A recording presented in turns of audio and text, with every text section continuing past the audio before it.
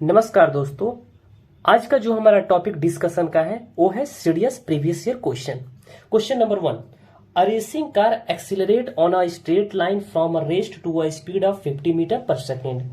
यानी स्पीड कितना हमारा है 50 metre per second in 25 second. Assume uniform car acceleration of the throughout the distance covered in this will be. जो car का acceleration है वो क्या है, यूनिफॉर्म है। तो जब कार का हमारा एक्सीलरेशन यूनिफॉर्म होगा तो according to first equation of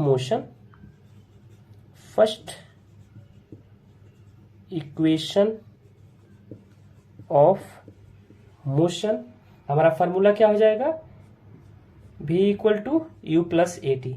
ये फॉर्मूला तभी अप्लाई होगा जब कोई एक्सीलरेशन यूनिफॉर्म हो। अब देखते हैं कि क्वेश्चन के गिवन में क्या क्या है।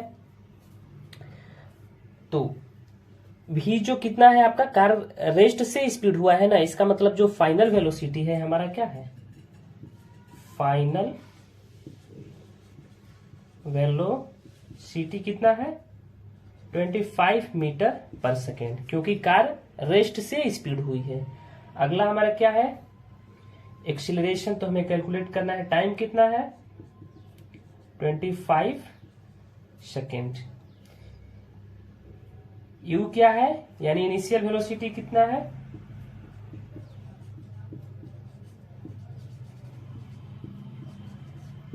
इनिशियल वेलोसिटी हमारा कितना है 0 है। अब इस वैल्यू को यहां पुट कर देते हैं, final velocity 50, initial velocity 0, acceleration तो हमें कैलकुलेट ही करना है, टाइम कितना है 25, यानी ए का वैल्यू कितना हो जाएगा 2 मीटर पर सेकेंड स्क्वायर। अब हमें ए का वैल्यू यानी एक्सीलरेशन पता चल गया। अब अगला क्वेश्चन क्या पूछ रहा है, throughout the distance covered, इन्होंने कार ने कितना डिस्टेंस कवर्ड किया। तो अकॉर्डिंग टू अप्लाई करेंगे according to Newton second equation of motion, यानी S equal to U T plus half AT square. ये न्यूटन का सेकेंड इक्वेशन ऑफ मोशन है जो डिस्टेंस हमें कैलकुलेट करके बताता है। इनिशियल वेलोसिटी कितना है हमारा, इनिशियल वेलोसिटी 0 है, हाफ एक्सीलरेशन कितना है 2 है, टाइम कितना हमारा है 25 है, 25 का स्क्वायर है यानी 25 इंटू 25, 2 कैंसिल, 25 25 6 to 5, यानी डिस्टेंस कितना हमारा हो जाएगा 6 to 5 मीटर हो जाएगा। जो रेसिंग कार थी कितना डिस्टेंस ट्रेवल की 625 मीटर। चलते हैं नेक्स्ट क्वेश्चन की ओर। The 3 resistor with a magnitude 2, 4, 8 ohm are connected in parallel. किसमें कनेक्टेड है, पैरेलल में कनेक्टेड है। The resistance of the system will be, resistance कितना होगा, we know that formula R equivalent equal to 1/R1 plus 1/R2 plus 1/R3, यानी R1 का value कितना है 2, R2 का 4 और R3 का 8, यानी 1/2 प्लस 1/4 प्लस 1/8। 2 4 8 का एलसीएम लेंगे, यानी 8, 2 4 जा 4 2 जा 8 1 जा, सॉरी 4 2 जा 2 1 जा 2, 4 2 1, 4 2 6, 7/8।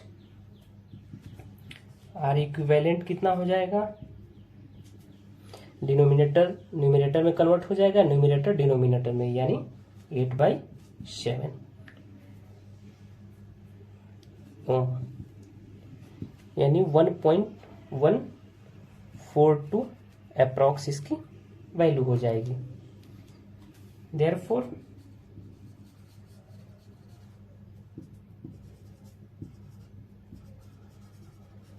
Equivalent resistance is less than कितना है 2, जो हमारा इक्विवेलेंट रेजिस्टेंस कितना है 2 से कम है। अब चलते हैं नेक्स्ट क्वेश्चन की ओर। The SI unit of acceleration is, acceleration का एसआई यूनिट क्या होता है। तो सबसे पहले हम बेसिक आपको डिफिनेशन लेना चाहता हूँ। कि स्पीड होता क्या है, क्योंकि स्पीड से वेलोसिटी होगा, वेलोसिटी से एक्सेलरेशन होगा। The rate of change of position of an object in any direction. Position में चेंज हो, कोई ऑब्जेक्ट हो, साइकिल हो, मोटरसाइकिल हो, कार हो, अगर उसका पोजीशन में चेंज होता है किसी भी डायरेक्शन में तो हमारा क्या हुआ, स्पीड हुआ। स्पीड हमारा कौन सी क्वांटिटी हुआ, स्केलर क्वांटिटी, क्योंकि इसमें केवल डायरेक्शन होता है, ओनली डायरेक्शन, नो मैग्नीट्यूड, इसमें कोई मैग्नीट्यूड नहीं होता है। अगला जो हमारा है वेलोसिटी क्या होता है, velocity the speed at which moves in a particular direction। जो हमारा स्पीड है अगर वो कोई विशेष डायरेक्शन यानी पार्टिकुलर डायरेक्शन में हो रहा है तो वहां पे क्या होता है, वेलोसिटी का टर्म होता है। जैसे कार की स्पीड कितनी है, 20 metre per second east, car की स्पीड कहाँ है, 20 मीटर पर सेकेंड ईस्ट। अब यहाँ पे जो ईस्ट हमारा क्या हो गया, डायरेक्शन हो गया। अब हमारा क्वेश्चन क्या है, असाइनमेंट बताना है एक्सेलरेशन का। तो अब देख लेते हैं कि एक्सेलरेशन होता क्या है। एक्सेलरेशन यानी rate of change in velocity, velocity में चेंज ही हमारा क्या हुआ, एक्सेलरेशन हुआ। In velocity is called acceleration.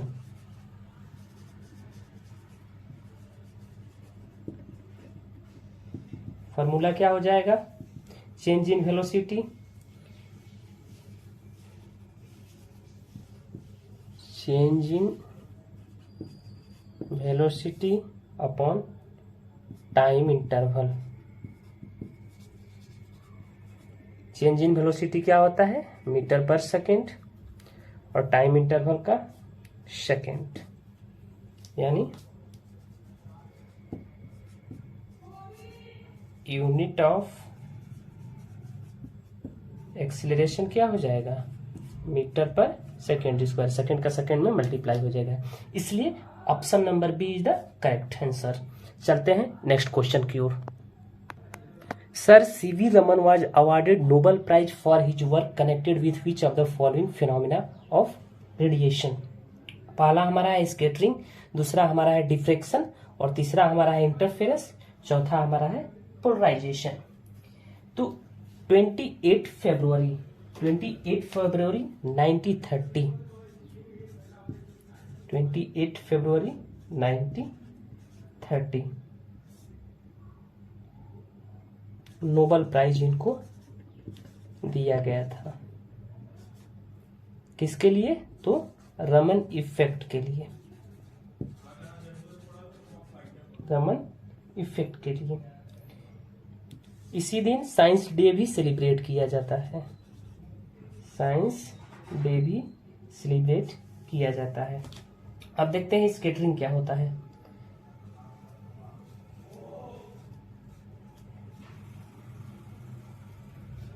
Suppose करिए कि कोई लाइट यहां से इंसिडेंट होती है, ये क्या है हमारी इंसिडेंट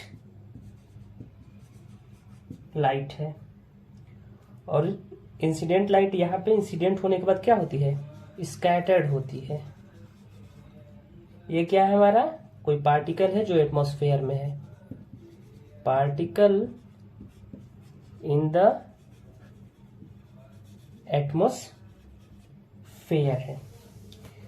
तो लाइट यहाँ इंसिडेंट हुई, इंसिडेंट होने के बाद क्या हुई, स्कैटर हुई।